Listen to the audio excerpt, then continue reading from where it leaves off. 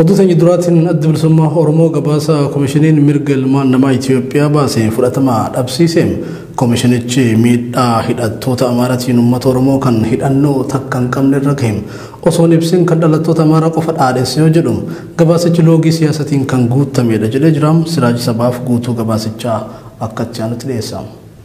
Adda bilisummaa Oromoo gabaasa koomishiniin mirga ilmaan namaa Itoophiyaa haleellaa Wallagga Bahaa ilaalchisuun baasee bu'uura heeraa fi qajeelfamoota mirgoota namoomaa idil addunyaa kan hin guunnee fi loogiidhaan kan faalamedha jechuun qeeqeem.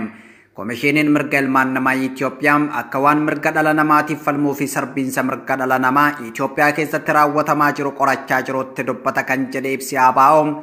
Haa ta'u malee gabaasawwan koomishinichi dhiyeessu tokko tokko loogiidhaan kan guutamanii fi dantaa siyaasaa bu'uura kan godhatan jechuun ibseem. Dhaabbanni mirga dhala namaa walaba ta'e tokko ga'ee fi dirqamoota mirga dhala namaa ilaalchisee qabu haala ogummaa bu'uura godhateen loogii tokko malee walaba ta'ee sirnaan raawwachuu qaba kan jedhe adda bilisummaa Oromoo.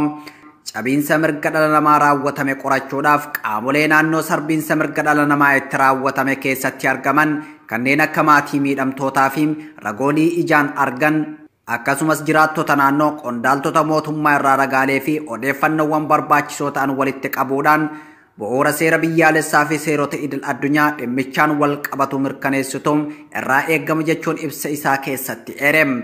Dhaabbanni koomishinii mirga dhala namaa Itoophiyaa dhaabbata qaama mootummaa ta'ee fi dantaa siyaasaa murna tokkoo tarkaanfachiisuu fi faayidaa saba tokkoo tiksu waan ta'eef walaba ta'ee ga'ee fi dirqama isaa sirnaan raawwachuu hin dandeenye jechuun adda bilisummaa Oromoo ibsa baase kanaan qeeqeetii jira. Gabaasaawwan koomishinichi walitti bu'iinsa Amaaraa fi sabaaf sablammoota biroo kanneen akka Oromoo, Benishaangul Gumuzii fi Tigraay ilaalchisee dhiyaatan loogiidhaan kan faalamedha jedhe.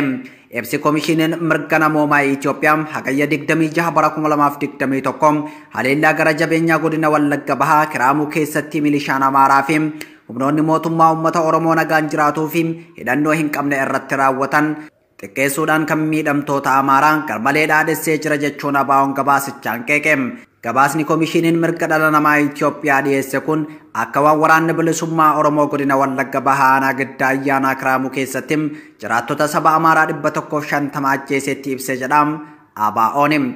Haa ta'u malee miidhamtootaa fi jiraattota naannoo irraa akka mirkaneessinetti kan jedhe ABO'n ibsi koomishiniin mirga dhala namaa Itoophiyaa dhiyeesse waa'ee diraamaa siyaasaa osoo taateen kun hin uumamin guyyoota muraasa dursee raawwatame hin eerre jedhe. Osoo lolli kun hin eegalin guyyoota muraasa dursanii qaamoleen mootummaa fi miiltowwan isaa diraamaa siyaasaa kan kaayyoo sochii waraanni bilisummaa Oromoo naannicha keessatti geggeessuu irratti duula maqaa balleessii banuu qabu raawwatamee jira jechuun ibsa. Taateen kun osoo hin raawwatin guyyoota lama dursanii humni Amaaraa hidhatan laga Abbayyaa ce'uudhaan aanaalee akka Giddaa ayyaanaa, Kiraamuu, Hagamsaa fi Amuuruu jaartee qabatan jechuun ibse. Humni naannoo Amaaraa irraa hidhannoo guutuun dhufe kun humna mootummaa wajjin ta'uun uummata Oromoo magaalota akka Waastem, Siree Dooroo, Hagamsaa fi Haroo yookaan Lalisee keessa jiraatan irratti lola banan jechuun addeessa. Lola kanaanis Oromoota hidhannoo hin qabne baay'ee ajjeesan jechuun kan ibse ABO'n. Gabaasni koomishiniin mirga dhala namaa Itoophiyaa dhiyeesse garuu gocha duguuggaa sanyii uummata Oromoo hidhannoo hin qabne irratti raawwatame dhoksuudhaan akka waan ajjechaan jiraattota Amaaraa naannichatti argaman irratti raawwatame fakkeessuun garmalee dhaadessee kan ibse yoo ta'u, kanaanis miidiyaaleen garaagaraa waraana bilisummaa Oromoo balaaleffachuu irratti fuulleffatanii jiru jedhe. Kanaaf ABO'n ibsi koomishinii mirga dhala namaa Itoophiyaa gaafa hagayya 26 bara 2021 godina Wallagga Bahaa keessatti jiraattonni Amaaraa 150 ajjeefamanii jiru jechuun baasee loogiidhaan kan faalame hir'uu fi soba jechuun ibseetii jira. ABO'n ibsa koomishiniin mirga dhala namaa Itoophiyaa gaafa hagayya 26 baasee ilaalchisee uummanni Oromoo fi uummanni Itoophiyaa akkasumas hawaasni idil addunyaa odeeffannoo sirrii fi dhugaa akka argataniif dhimmichi qaama walabaan akka qoratamuuf waamicha godheetii jira. Dhaabbata mootummoota gamtoomaniitti gamtaan mirga dhala namaa idil addunyaa fi gareewwan mirga dhala namaatiif falman biroon koomishinii mirga namoomaa Itoophiyaa gocha loogii fi amanamummaa dhabuu kana irraa of qusatee bu'uura qajeelfamoota mirgoota dhala namaa dhaabbata mootummoota gamtoomanii fi dambiiwwan mirgoota dhala namaatiin ga'ee fi dirqama isaa sirnaan akka raawwatu hordoffii fi dhiibbaa barbaachisu akka godhan addi bilisummaa Oromoo gaafateetii jira. Godina Harargee lixaa aanaa Doobbaatti qaamonni hidhatan maqaa leenjii gaachana sirnaa fudhachuu diddaniitiin nama nagaa ajjeesuun dhagahame. Aanaa Doobbaa Araddaa Kufakaas iddoo Qaraaruu jedhamutti Milishaan Araddaa Abbaa warraa umriin isaa waggaa 55 ta'e nama maqaan isaa Ahmad Kajar jedhamu maaliif leenjii gaachana sirnaa irraa hafte jechuun reebicha maarratti raawwataniin lubbuun dabartee jirti. Naa'ima Umar dabalata qabdi. Godina Harargee lixaa aanaa Doobbaatti qaamonni hidhatan maqaa leenjii gaachana sirnaa fudhachuu diddaniitiin nama nagaa ajjeesuun dhagayame. Torbee kana keessa aanaa Doobbaa Araddaa Kufakaas iddoo qaraaruu jaamtutti milishaan Araddaa Abbaa warraa umriin isaa waggaa 55 ta'e nama maqaan isaa Ahmad Kajar jedhamu maaliif leenjii gaachana sirnaa irraa hafte jechuun hawaasa leenjisaa jiranii fi maatii isaa duratti reebicha hamaa irratti raawwachuu maddeen OMN'tti himani. Ahmad Kajar erga reebamee booda maatiidhaan gara buufata fayyaa magaalaa Doobbaa erga geeffamee booda osoo yaala barbaachisu hin argatin achumatti lubbuun dabruu OMN odeeffatee jira. Obboleessi Ahmad Kajar poolisii aanaatti iyyachuudhaan milishoota obboleessa isaa reebanii ajjeesan lama erga hidhanii fi booda poolisoonni kunneen qarshii 6,000 fidi waan milishoota ittiin qabne jedhanii gaafatan ja'a. Maddi keenya garsii odeeffannoo nuuf laate. Yeroo sanitti obboleessi Ahmad maallaqa sana kaffaluu waan hin danda'iniif hanga maallaqa fiduu jedhanii hidhanii jiraachuu himuun reeffi isaa buufata fayyaa magaalaa Doobbaa keessa guyyaa 2 turuu himee jira. Maddi keenya. Iddoon itti tumamee reebames qaraaruu Araddaa Kufakaas jedhamti. Gaachana sirnaarraa fi jedhanii erga manii taphatanii booda maatii obboleeyyan isaa isa gara uffata fayyaa aanaa Doobbaa ergachuu achi obboleessaa poolisoota biyyatee uffata poolisii aanaa Doobbaa dhufuudhaan to'annaa seeraa jala akka hojjetanitti taa'ate achi milishoota sana qabanii fi erga fidanii booda qarshii 6,000 gaafatan waan milishoota Maallaqni gaafatame erga kaffalamee booda sirni awwaalcha manguddoo kanaa raawwatamuus maddeen OMN'tti himanii jiru. Gochaa naannicha keessatti nama kanarratti humnoota tikaa sirnichaatiin raawwatame hammeenya biltsiginnaa ifatti baasee kan namatti mul'isuudha kan jaan maddeen uummanni Oromoo yoomiyyuu caalaa tokkummaan dammaqee falmachuun murna hamaa kanatti xumura gochuu qabaa jaani. Kaboromiyaa Walloo aanota akka Hartummaa Fursee Jillee Dhummuu Gafii kanneen biroo keessatti humnoonni hidhatan daangaa cehuun namoota nagaa irratti ajjeechaa raawwachuun himame. Hamma qindeeffannetti lubbuun nama 4 olii yoo dabartu kanneen 7 ta'an ammoo madaa'uun hospitaala fi buufataalee fayyaa godinichaatti yaalamaa jiraachuu Oromiyaa miidiyaan tokko jiraattota garasirraa qulqulleeffateera. Bal'een oduu kanaaf Faayidaa Eliyaas irraa dhageessu. Godina addaa saba Oromoo Wallootti qaamonni hidhatan daangaa cehuun lubbuu namoota nagaa irratti ajjeechaa raawwachaa jiraachuu maddeen OMN'tti himane. Gaafa guyyaa 27 bara 2021 poolisoonni humna addaa Affaarii fi kan naannoo Amaaraa waliin ta'uun magaalaa Kamisee naannoo Masgiida Daawweetti nama maqaan isaa Muhammad Amin jedhamu rasaasaan rukutuun ajjeesane. Muhammad Amin nama nagaa siyaasaa kamuu irraa bilisa ta'ee fi jireenya isaa fooyyeffachaa jirudha kan jaan namoonni itti dhiyeenyaan beekan. Nama kana erga rukutanii biraa deeman booda kaasuun gara hospitaalaatti geeffamee yaaliin fayyaa osoo taasifamaa fi jiru lubbuun isaa dabartee jaame. Aanaa Hartummaa Fursee keessattis namoonni biroo 2 qaamota hin beekamneen ajjeefamanii argamanii jiru. Qeerroon Walloo aanaa Jillee Dhummuugaa keessatti shira bulchiinsi mootummaa naannoo Amaaraa xaxeen hidhattoonni ergama diina uummata Oromoo irratti qaban karaa Affaariin daangaa cehuun walitti bu'iinsa uumaa jiru. Lola poolisoota humna addaa naannoo Amaaraatiin hawaasa irratti banameen ammoo yoo xiqqaate lubbuun namoota 4 akka dabarteetu himama. Namoota aanichatti ajjeefaman keessaa kanneen maqaan isaanii nu dhaqqabe Umar Sheek Aliyyii Umarii fi Muhammad Aliyyii kanneen jedhaman yoo ta'an kanneen hafan ammoo yeroof maqaa isaanii argachuu hin dandeenye. Kana malees namoonni biroo baay'inni isaanii 7 ta'an rasaasaan rukutamuun madaa'anii jiru. Namoota madaa'an tarreen maqaa isaanii Adam Mootii, Aliyyii Umaree, Dingoo Umarishaa, Umar Muhammadii fi Umar Hassan Aliyyii yoo ta'an isaan kanneen keessaa namoonni 3 akka malee waan dhiigni irraa dhangala'aa tureef hospitaala Kamiseetti yaalamaa jiru. Kanneen hafan biroo ammoo buufata keellaa fayyaa magaalaa Sanbateetti yaaliin fayyaa taasifamaa fi jira. Hidhattoonni gama Affaariin daangaa cehuun hawaasa nagaa irratti lola banan kunneen lolli guyyaa lammadaaf itti fufee jiraachuu komatu. Oromoonni Walloo ajjeefamuu namoota kanaa bu'uura godhachuun kaadireen bilxiginnaa ummata tokkummaa qabu jidduutti wal shakkiin akka uumamuuf jecha namoota nagaa mana hidhaatti guuraa jiru jechuun daba hojjetamaa jiru saaxilanii jiru. Lola kana irratti poolisiin federaalaa ilmaan Oromoo Walloo baay'ee dararuurraan kan ka'e namoonni hedduun miidhaa adda addaatiif saaxilamanii jiru. Itti dabaluunis shira siyaasaa fi jibbiinsa Oromummaaf qabanirraan kan ka'e uummata Oromoo Walloo isaan hidhannoo guutuu qabanirraa humni poolisii federaalaa qawwee dirqamaan hiikkachaa jiraachuu isaati jechuun komata Oromoonni Walloo. Mootummaan federaalaa harka lafa jalaatiin mootummaa naannoo Amaaraa waliin ta'uun itti yaadee siyaasaa ofii isaatiif boceen uummata Oromoo Walloo rukutaa waan jiruuf hayyoonnii fi miidiyaaleen Oromoo Walloof sagalee ta'a jechuun jabeessanii dhaammatani. Godina Addaanaa Finfinnee magaalaa Burraayyuu fi hoolotaatti maqaaleen jiigaa chana sirnaa jedhamuutiin dararaan hawaasa nagaa irra gahaa jiru hammaateetti fufuu jiraattonni dubbatan. Kana malees raafama siyaasaa biyyattii hordofuun saamichi lafaa kaadiroota fi humnoota nageenya mootummaa bilxiginnaatiin magaalaa Burraayyuutti raawwatamaa jiru hammaateera jechuun komiin jiraattota irraa dhiyaateera. Dabalata qabna.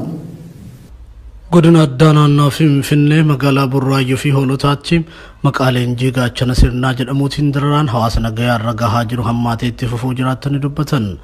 Kaadiroonni bilxiginnaa fi milishoonni gandaa jiraattota magaalaa naannoo Finfinnee kanneen akka Burraayyuu fi hoolotaa sadarkaa ijoolleerraa hanga manguddootaatti humnaan baasuun leenjii gaachana sirnaa jechuun dararaa akka jiran Oromiyaa Miidiyaa Neetwork odeeffateera. Hawaasa qaala'insa jireenyatiin hubame kanam qoqqooduuf namoota muraasa qarshii 500 hin caalleen sobuun leenjii geggeessu jechuun burjaajessaa kan jiran yoo ta'u namoota bilchina qaban kanneen lolli biyyattii tanaaf furmaata hin ta'u jedhan ammoo ilaalcha shanee qabdu jechuun mana hidhaatti guuraa jiraachuu maddeen ibsaniiru. Kana malees raafama siyaasaa biyyattii hordofuun saamichi lafaa kaadiroota mootummaatiin magaalaa Burraayyuutti raawwatamaa jiru hammaateera jechuun komiin jiraattota irraa dhiyaateera. Inumaayyuu erga lolli kaaba biyyattiitti jalqabee humnoonni TDF magaalaa adda addaa gama naannoo Amaaraatiin to'achuu jalqabanii as kaadiroonni sirnichaa karaa seer maleessan magaalaa Burraayyuutti saamiinsa lafaa geggeessaa jiraachuu maddeen itti dhiheenyaan quba qaban OMN itti himaniiru. Lafti qonnaan bultootaa qarqara magaalattii irra jirtum saamamuun ammoo jiraattota baay'ee addeessaa akka jiru OMN qulqulleeffateera. Adeemsi seeraa osoo hin eegamin qaamni poolisii jedhee socho'um cuftim saamiinsa lafaa jiddugala godhachuudhaan dhuunfaa isaanitti abbaa qabeenyaa ta'uuf mana ijaarrachaa kan jiran yoo ta'u kun ammoo keessoon sirnichaa diigamaa akka jiru mul'isaa jedhanii jiru. Hanga ammaatti magaalaa Burraayyuu fi naannoo isii qofatti kaabinee fi qaamonni nageenya eegsifna ofiin jedhan fira isaanii wajjin ta'uun lafa gara heektaara 10 olitti tilmaamamu saamanii akka fixan maddeen saaxilanii jiru. Haalli amma jiru keessattuu dhimmi kaabinee fi dhimmi nageenya warreen jedhamani amma ummanni yeroo rakkootti jirutti qabsaa'onni yerootti gidirfamanii hidhaatti jiranti isaan maatii isaanii fi fira isaanii warreen ta'e fira kaabinee fi warreen ta'e lafa saamicha hamaa adeemsisanii keessattuu Burraayyuu irratti lafa saamicha hamaa adeemsisanii gandoota adda addaa irratti gara heektaara 10,000 ol ta'u waggaa tokko keessatti saamanii fixaniiru. Kanaaf saamicha irratti xiyyeeffateera qaamni caasaa mootummaa ta'ee saamaa hinidha namoota fuuldura dhaabbate sin ajjeesa. Kanaaf uummanni Oromoo garuu akka uummataatti qabsaa'onni kasabaaf yaadan gidirfamuu fi ajjeefamuu kan dura dhaabbate qeedhaa ari'u haala suukanneessaadhaan waraanatti darbuu haala hamaatu jira amma. Odeessa birootiin ammoo namoonni badii malee ilaalcha siyaasa faallaa mootummaa adeemsiftu jechuun magaalota Burraayyuu fi hoolotaatti hidhaman hedduun mana murtiitti osoo hin dhihaatin dararamaa jiruun odeeffannoo biroo maddeen naannicharraa arganneedha. Magaalaa hoolotaatti erga hidhamanii mana murtiitti osoo hin dhihaatin kanneen dararamaa jiran keessaa obbo Nagaraa Nurgii, Nugusee fi Girmaa namoonni jedhaman akka fakkeenyatti kaafamanii jiru. Haaluma wal fakkaatuun magaalaa Burraayyuu naannawaa Shawaa Meedaatti jaarsa biyyaa hawaasa naannichaatiin jaalatamu Tolosaa Giishee dabalatee namoonni birootis mana hidhaatti erga darbatamanii waggaa guutuuf kan deeman yoo ta'u hanga ammaatti murtii homaatu osoo hin argatin hiraarfamaa jiraachuu maddeen addeessanii jiru. Namoota maqaan isaanii eeraman kanneenii fi hidhamtoota biroo mana murtiitti dhiheessanii dhimma isaanii ilaaluun hafeem namoota isaan wajjin hidhata qaban jedhamanii shakkaman biroo barbaadanii dabalataan mana hidhaatti guuraa jiraachuus maddeen keenya magaalaa Burraayyuu fi hoolotaarraa dubbisneem Oromiyaa Miidiyaa Neetworkitti himanii jiru. Namoonni mana hidhaatii ba'an ammoo kanneen reebicha garaagaraa irratti raawwatamuun qaamni isaanii hir'ate jiraachuus maddeen eeranii jiru. Magaalaa Burraayyuutti hidhamee kan bahe qeerroon dingataa jedhamu ijji tokko baddee jiraachuu eeruun sirni bilxiginnaa diina Oromoo fi Oromiyaa hamaa akkasiin uummanni Oromoo hubatee akka irratti qabsaa'u maddeen waamicha taasisanii jiru. Walumaa galatti haalli naannichas ta'e guutuu Oromiyaatti wayitii ammaa mul'achaa jiru yaaddessaa fi dhimma du'uu fi jiraachuu gidduu akka ta'edha maddeen keenya kan dubbatan. Oduu keenya xumuraatiin dhaabbileen gurguddoon mootummaa Itoophiyaa seerota idil addunyaa irratti tarkaanfachuun waraana kaaba biyyattii keessatti qooda fudhatan qoqqobbii Ameerikaatiin dhaanamuu maluu jedhu xiinxaltoonni dhaabbilee qoqqobbii kanaan hubaatii jabaan isaan mudachuu danda'u keessaa immoo daandiin xiyyaara Itoophiyaa fi baankiin daldala Itoophiyaa kan eeraman ta'uu ibsan. Gabaasa dabalataa siraachisabaaf akka chaanitti himamu. Waraana kaaba Itoophiyaatti baatii 9 darbaniif geggeeffamaa jiru walqabatee sarbamiinsi mirgoota dhala namaa sadarkaa hammaataan mudachuu fi seeronni hawaasni idil addunyaa tumatan kan Itoophiyaan hojiirra oolchuuf mallatteessite akka feeteen cabuu hordofee Ameerikaan biyyoonni dhihaa dhaabbata mootummoota gamtoomanii fi gamtaa biyyoota Awurooppaa dabalatee qaamoleen garaagaraa yaaddoo isaanii ibsachuun gochi kun akka dhaabbatuuf warwaataa turaniiti jiru. Gaafiin biyyootaa fi hawaasa addunyaa kun dhagahamuu dhabuu hordofee ammoo keessumaa gara Ameerikaatii qoqqobbiitti ceehameeti jira. Qoqqobbii fiizaa imala aangawoota biyyattii irratti gatame liqii fi gargaarsi mootummaa Itoophiyaa irraa dhaabbachuu Itoophiyaa miseensummaa Afrikaan Growth and Opportunity Act keessaa haquuf akeekkachiisa darbe dabalatee qoqqobbiin diinagdee fi kanneen biroo biyyattii irratti gatamu itti fufaniiti jiru. Qaamuma qoqqobbii diinagdee mootummaa Itoophiyaa kan ta'e qoqqobbiin dhaabbilee gurguddoo mootummaa Itoophiyaa irratti gatamu itti fufuu akka danda'u. Kanaafis agarsiistuuwwan garaagaraa jiraachuu dubbatu Profeesarri dhimma Itoophiyaa itti dhiyeenyaan hordofuun yeroo garaagaraatti xiinxallaa jiran Toonii Maaganam. Dhaabbilee qoqqobbii kanaan haleellamuu danda'an keessaa immoo daandiin xiyyaara Itoophiyaa baankiin daldala Itoophiyaa isaan jalqabaa ta'uu akka malan dubbatu Profeesarri kuni. Kunis daandiin xiyyaara Itoophiyaa seera idil addunyaa gama kanaan jiru cabsuun waraana sirna aangoorra jiru gara dirree waraana kaabaatti geejjibsiisaa tureera himanni jedhu irratti dhiyaachuun akkasumas dhaabbanni faayinaansii biyyattii guddichi baankiin daldala Itoophiyaan waraana Itoophiyaa yakkaan himatamaa jiruun faayinaansiin deeggareera himatni jedhuun irratti dhiyaataa jiraachuu hordofeeti. Daandiin xiyyaara Itoophiyaa mootummaa Itoophiyaa madda faayinaansii isa guddaa doolaara biiliyoonaan lakkaa'amu biyyattiif galchuudha. Dhaabbanni Afrikaa kan jalqabaa jedhamuun faarfamu kan akka addunyaatti maqaa gaarii horate sirna aangoorra jiruun seerota idil addunyaa cabsee waraana sirna aangoorra jiru gara kaabaatti deddeebisuuf dirqamuu isaan qeeqamaa tureeti jira. Hammam daandiin xiyyaara Itoophiyaa dhimmicha qabatamaa miti jechuun falmataa turus dhimmichi qaamolee dhimmi ilaaluun qorannoon jabaan irratti geggeeffamaati jira. Qorannoo kana hordofee ammoo qoqqobbiin jabaan hanga imala gara Ameerikaa fi michoota isheetti taasifamuu daangessuutti gahuu fudhatamuu danda'a jedhuun xiinxallaan kuni. Daandiin xiyyaara Itoophiyaa bu'uura ragaa onkoloolessa bara 2020 ifa ba'eetiin galii waggaa doolaara biiliyoona 3 fi miiliyoona 300 argachuu kan yaadachiisu xiinxalli Profeesar Toonii Maaganam galiiwwan dhaabbatichi argate kun irra jireessaan balallii gara biyyoota Awurooppaa, Ameerikaa fi michoota isheetti taasifameen ta'uu ibsa. Kana malees daandiin xayyaaraa kun irra jireessaan oomisha biyya Ameerikaa kan ta'an xayyaarota Boeing kan fayyadamu ta'uu wal qabatee hariiroon gama sanaan jirus cituu akka danda'u kan ibsan Profeesar Toonii Maaganam. Kun ammoo daandii xayyaara Itoophiyaa maqaa guddaa qabuu fi bu'aa qabeessummaan beekamu kasaaraa guddaa keessa buusuu akka danda'u ibsaniiti jiru. Baankiin daldala Itoophiyaa waraana kana mallaqaan deeggaree yakkoota waraanaa raawwataman biyyattii keessatti qooda fudhateera jedhamuun himatamaa jiru. Gaba isaatiin qabeenya biyyattiin kun bifa liqeen galii fi sharafa alaatiin ta'ee jiru. Dhibbeentaa 60 ol kan qabatee jiru ta'uuseera xiinxallaan kun. Sababa itti fayyadamni mallaqa Itoophiyaa dhaabbataa hin taanee fi baankiiwwan biyyoota Ameerikaatti mallaqa qusachuun amansiisaa ta'eef baankiin daldala Itoophiyaa baankii biyya Ameerikaa kan New York Federal Reserve jedhamu keessa mallaqa guddaa kaa'atee jira kan jedhu xiinxalli kun himata irratti dhiyaataa jiru wal qabatee qabeenyi kun akka hin sochoone dhorkamuu danda'a jedhu Profeesar. Gareen biyya Ameerikaa dhimma seeraa fi imaammataa irratti hojjetu Von Baatin Montaago Yorkim lammiilee Tigraay yakki waraanaa irratti raawwatame manneen murtii federaalaa fi Ameerikaatti himatanii qabeenya mootummaa Itoophiyaa fi Eertiraa akkasumas kan dhaabbilee isaanii gochicha keessatti qooda fudhatanii akka ogguraman gochuu danda'u jedhe. Adeemsi seeraa kun bu'uura seeraa federaalaa Ameerikaa kan Aliyaan Toortii Istaatiyuu jedhamu jalatti fudhatama kan qabu ta'uu ibseetii jira. Oduun idileen keenya kana fakkaate egaa kamiitota fi daawwattoota Oromiyaa miidiyaa neetworkii hojjechiisanitti musii wajjin kan ture Muhammad Fantaalleeti gama ogummaa kaameraa fi gulaalli suur sagaleetiin tuujii Muhammad Tunafaana ture nagaa ta'a.